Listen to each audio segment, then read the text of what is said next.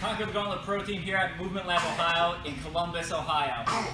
We're going to share some obstacle techniques with you. Don't be worried if you're not from Ohio. These techniques can be applied to any gym across the world that's focused on ninja training. With me, I have 6-time Ninja Warrior, Amy Pajic, also on the Conquer the Gauntlet Pro Team, Amy Magic Pajic, also made it to Vegas Finals. And I have one of the best ninjas in the world. I have Michelle Warnke, 7-time American Ninja Warrior competitor, 6-time Vegas finalist, second woman to complete the warp wall and hit the buzzer, second woman to finish the City Finals Vegas course. I'm Evan Paris, Ultra-OCR Man. If you've read some Motoring Guide articles, you've probably at least read one of mine. But I focus on endurance stuff. Today we're talking about short course, ninja movements. Stick with us. We're going to start off with Amy Magic Pajic, sharing some tips on pegboard. I would say conquer the gauntlet. It can be pretty applicable. If you're strong enough, keeping your arms at a 90-degree angle will give you more control. If you're not able to do that, you can straight arm it, move your hands up, kind of swing, and then same going across. You can swing with straight arms if you're not able to keep the 90-degree bend. I know for me, for personally pegboard, the first couple times I had a lot of trouble doing it. It really takes practice on a pegboard. You can build the muscular strength in the gym, but you need to go to a pegboard to train for it. We're also going to talk about the salmon ladder, one of the most popular ninja obstacles. Michelle, share some tips. So salmon ladder, staple obstacle on Ninja Warrior, first obstacle I ever tried, helped me fall in love with the show. There's a lot of different ways to do it. A lot of people like to do switch grip because you have control, the bar can turn, so this keeps it from turning, it keeps you solid. If you trust your grip, you feel great. You can also do it this way if you trust that. There's multiple ways to do technique as far as moving up. I generally tend to do the more muscular technique where you just muscle it, do an explosive pull-up. You also can do more of a swing, like a gymnastics swing, and you kick your hips up to get you going. I'm going to show you the muscular way of doing it. Just doing a strong pull-up with dynamic movement. Bring it out. Whoop, don't do that. Bring it out and then back in. A lot of it's about confidence. Speaking of confidence on the salmon ladder, where you really need to go for it, we're going to show you another move that's a popular one on Ninja Warrior, a fan favorite. It's not really an obstacle course racing yet, but I think it may be coming soon. Amy's going to talk about laches. So laches, you're jumping from one bar to another. The big key is to get your body moving in the direction that you're going. So you'll start getting your feet kicked up a good 90 or 45-degree angle, so you can get your body where you want to go. You come back, take your momentum, and go. So Amy's about to do an 8-foot lache, if you can't tell. So really get the momentum going. Woo! Power through it with confidence.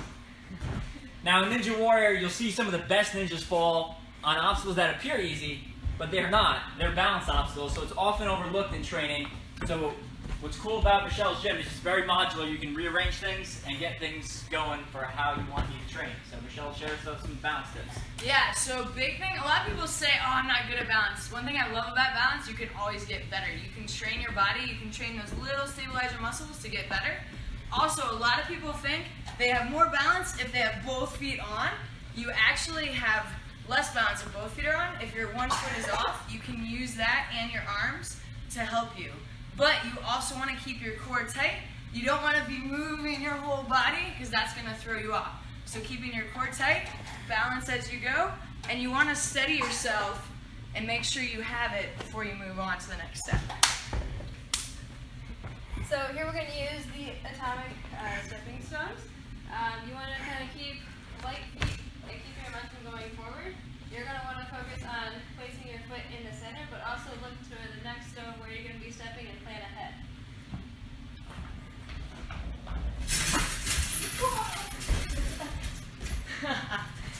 So next we have dominoes.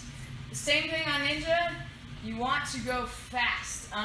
There's so many obstacles on Ninja where it's all about agility and going quickly. If you pause, if you hesitate, that's a lot of times when people fall. You can still fall if you don't pause, but that's a big factor. Also keeping your chest forward, keeping your knees high, and if you feel like you're about to go down, jump for the end. So it's a lot of fun, so if you can try it out like this, going across. Another one of the most popular obstacles on Ninja Warrior, I mean it's even on Michelle's shirt, is the Dwarfed Wall.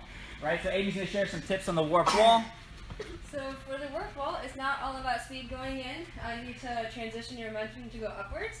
So getting a high first step will help with that. Keep your chest up and keep running forward.